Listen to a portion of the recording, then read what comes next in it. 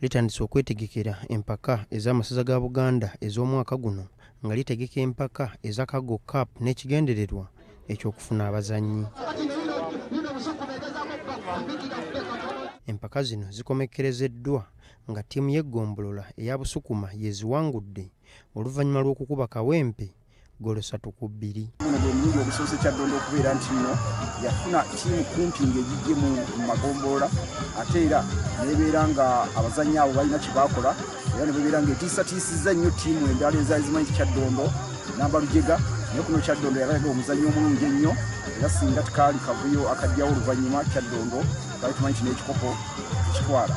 Ate yaliko omuzannyi wa ttiimu y'eggwanga ey'omupiira ogw'ebigere eya Uganda Cranes Henry Kalungi atongozza eddimu ery'okuzimba ekisaawe ekiri ku mutindo eruwero mu Bulemeezi n'ekigendererwa eky'okukulaakulanya omuzannyo gw'omupiira mu ggwanga. Kalungi agamba Uganda y'emu ku mawanga agasinga okubeera n'ebitone wabula ebbula ly'ebisaawe ebiri ku mutindo kye kimu ku bibiremesa okukulaakulana. Twagala wano wabeerewo ebisaawe bibiri, okusooka nga kwe trainingira bijja kuba bisaawe bya muddo, then nga bwe tweyongera maaso tujja kuba wano ne stadium nga tukyalizaawo emipiira tuwopinga ne national team ejja kujja esambire wano ne kilabu ez'enjawulo. Ono awadde bamusaayi muto ebikozesebwa mu kuzannya omupiira okuli engatto, emijoozi, emipiira n'ebirala.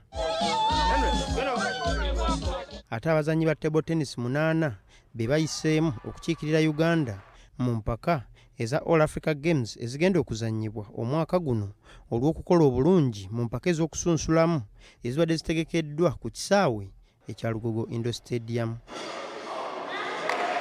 Robert Jagu, President wa Uganda Table Tennis Association, yagamba abazannyi bano babalinamu essuubi lingi nti bagenda kukiikirira eggwanga bulungi. Tibagenda mu training camp kubanga twali twagala ttiimu eno mangu nnyo eyingire camp tutandika ate okubatereeza kubanga bino ebyawana ebya Uganda kati binafu okusinga biri ebyewabweru.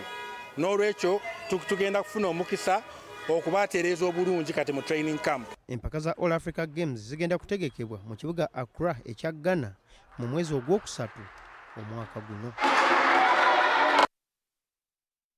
Kale agogemba jidde mu nsiko y'ebyemizannyo olunaku olwaleero kambaddize Stella Nandawula. Nze Beka Resabula, Ssaabasajja Kabaka awangaale.